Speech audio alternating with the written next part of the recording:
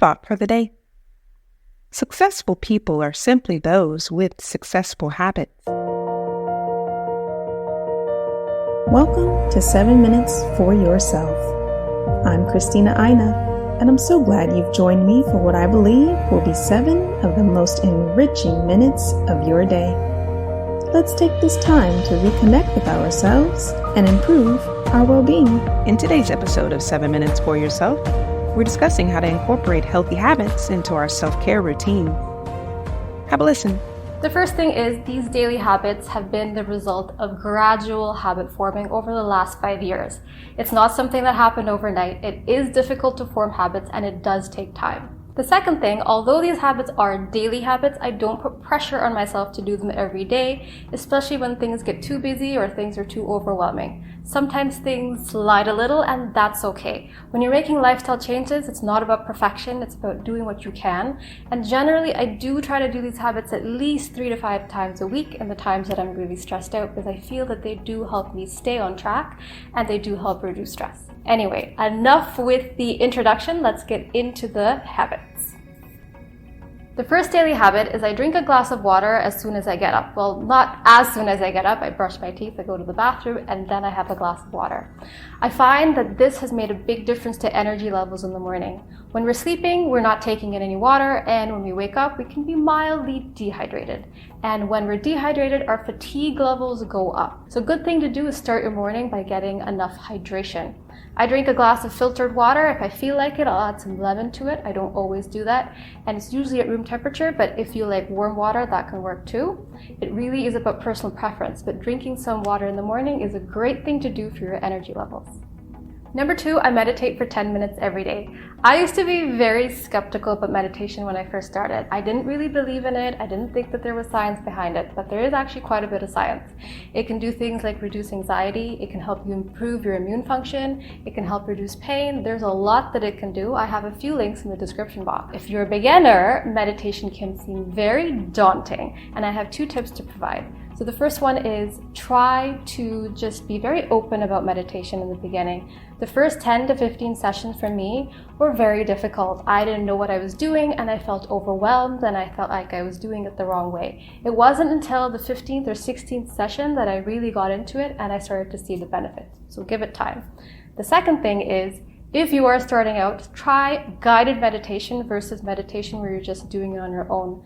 Guided meditation can really help you stay on track and can really guide you through the process. I use an app called Calm. I highly recommend it. I love it. There is also another app called Headspace, which you could try out. Number 3, I go for a brisk walk outdoors every day. Now, I have to say that I live in Canada, so a brisk walk outdoors every day does not happen year round. It doesn't happen in the winter. But for the rest of the year, I do try to get outside because I find it's such a big mood booster to get some fresh air, to get some sunlight, and to be out in greenery. And there are studies that show that exposure to greenery is good for your health. As usual, everything's in the description box. Now, for me, the brisk walk is not just a mood booster. It's also the way I get exercise. I am not a gym person. I have never been a gym person. I just don't enjoy it. Kudos to the people who enjoy the gym. I would love to do that, but I just can't. I don't like it. So for me, getting exercise has to be something that's part of my lifestyle. And I love going out for a walk, so I've started to make my walks my exercise. Now, the World Health Organization recommends that we get about 150 minutes of moderate cardiovascular activity a week, or 75 minutes of cardiovascular activity. A walk can count if your heart rate is high enough. So when I'm walking, I test my heart rate. I have an app on my phone. Samsung Health is the app that I use. And my heart rate's usually between the moderate and vigorous zone. So my walk actually counts as a workout. It counts as moderate activity. So that's how I get my 150 minutes of exercise per week through my walk. Number 4, in addition to the walk, I exercise. So the walk is great for cardiovascular activity if you're doing a brisk walk or if you're jogging or if you're running. But a well-rounded exercise regimen should include more than just cardio. I like to include some weight training and yoga, but I specifically wanted to talk about weights. There's a lot of women shy away from it, especially because they think they're going to look a certain way if they train with weights. The World Health Organization recommends that the average adult do at least 2 sessions a week. Why is it so important? As we age, we tend to lose muscle mass. It's a normal part of aging. Another normal part of aging is losing bone density. It happens. But we can slow that process down with one thing, and that one thing is weight training.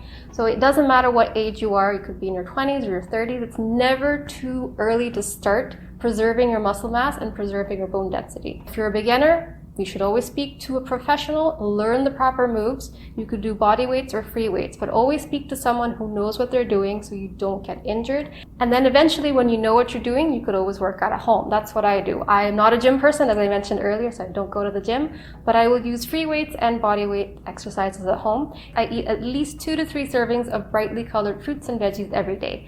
This is my bare minimum, 2 to 3. I usually try to eat more. Why is it important to eat brightly colored fruits and veggies? Well, you may have heard of the term eat the rainbow.